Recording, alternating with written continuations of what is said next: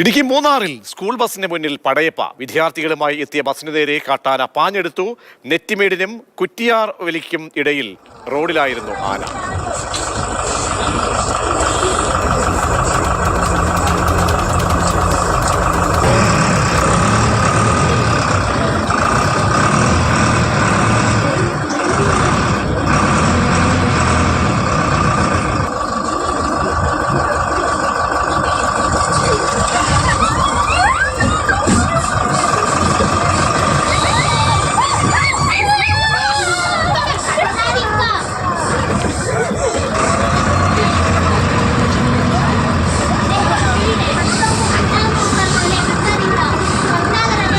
Hey!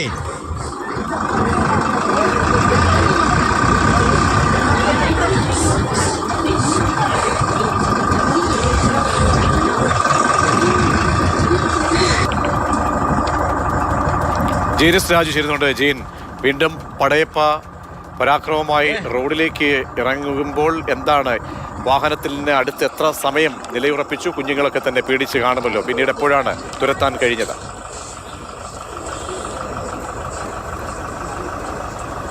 Prajeesh, ഇന്നലെ വൈകുന്നേരമാണ് ഈ സംഭവം നടക്കുന്നത്. കൊരണ്ടിക്കാട്ടുള്ള ഒരു സ്കൂളിലെ കുട്ടികളാണ് ഈ ബസ്സിലുണ്ടായിരുന്നത്. ഇവർ സ്കൂൾ വിട്ടതിന് ശേഷം ഇവരുടെ വീട്ടിലേക്ക് മടങ്ങുന്നതിനിടയിലാണ് കുറ്റിയാർവാലിക്കും അതോടൊപ്പം തന്നെ കുറ്റിയാർവാലിക്ക് സമീപം ഇത്തരം ഒരു സംഭവം ഉണ്ടാകുന്നത്.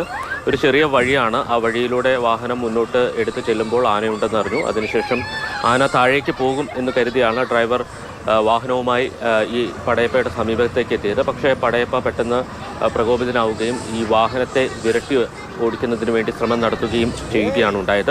നമുക്ക് ആ ദൃശ്യങ്ങളിൽ കാണാൻ കഴിയും. കുട്ടികൾ വളരെ ഭയന്നു പോയിട്ടുണ്ട്. അവർ നിലവിളിക്കുന്ന ശബ്ദം നമുക്ക് ആ ദൃശ്യങ്ങളിൽ നിന്ന് തന്നെ കാണാൻ കഴിയും. അതിനുശേഷം വളരെ പെട്ടെന്ന് തന്നെ ആന റോട്ടിൽ നിന്ന് മാറുകയും പിന്നീട് കുട്ടികളുമായി വാഹനം മുന്നോട്ട് പോവുകയുമാണ് ഉണ്ടായത്.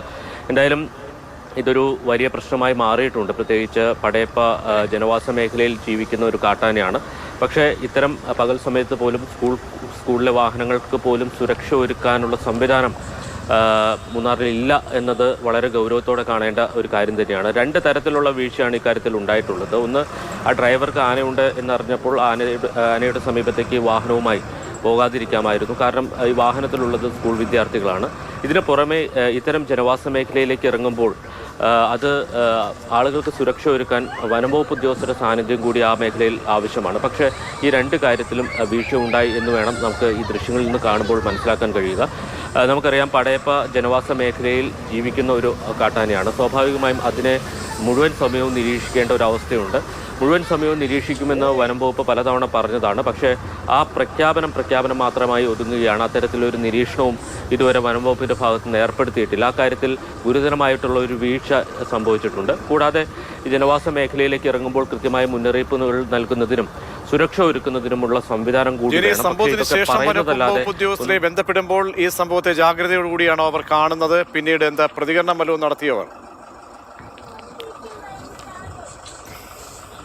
വനംവകുപ്പിന്റെ ഭാഗത്ത് നിന്ന് ഇതുവരെ പ്രതികരണം ഉണ്ടായിട്ടില്ല. ഇതൊരു നിത്യസംഭവമായി മൂന്നാറിൽ മാറിയിട്ടുണ്ട്. അതുകൊണ്ട് തന്നെ എത്രത്തോളം ഗൗരവത്തോടെയാണ് ഈ വകുപ്പുകൾ എടുക്കുന്നത് എന്ന കാര്യം സംശയമുണ്ട്. കാരണം എല്ലാ ദിവസവും പടയപ്പ ഏതെങ്കിലും ജനവാസ മേഖലയിലേക്ക് ഇറങ്ങും എന്നത് ഒരു യാഥാർത്ഥ്യമാണ്. പക്ഷേ ഈ സ്കൂൾ വാഹനങ്ങൾ അല്ലെങ്കിൽ സ്കൂൾ കുട്ടികളുമായി പോകുന്ന വാഹനങ്ങൾക്ക് ഉൾപ്പെടെ ഒരു സുരക്ഷാ ഭീഷണി ഉണ്ടാകുന്നത് അത്ര കുറച്ച് കാണേണ്ട ഒരു കാര്യമല്ല. വളരെ ഗൗരവത്തോടെ കാണേണ്ട ഒരു വിഷയമാണ്. കാരണം ഏതെങ്കിലും ഒരു തരത്തിലൊരു പ്രകോപനം ഈ ആനയുടെ ഭാഗത്തു നിന്നുണ്ടായാൽ അത് വലിയ അപകടങ്ങൾക്ക് വഴിവെക്കും. കാരണം നമുക്കൊരു വന്യജീവി ആയതുകൊണ്ട് തന്നെ അതെങ്ങനെ പെരുമാറും എന്ന് പറയാൻ കഴിയില്ല. അതോടൊപ്പം തന്നെ പടയപ്പയുടെ സ്വഭാവത്തിൽ കഴിഞ്ഞ കുറേ നാളുകളായി മാറ്റമുണ്ടായിട്ടുണ്ട്.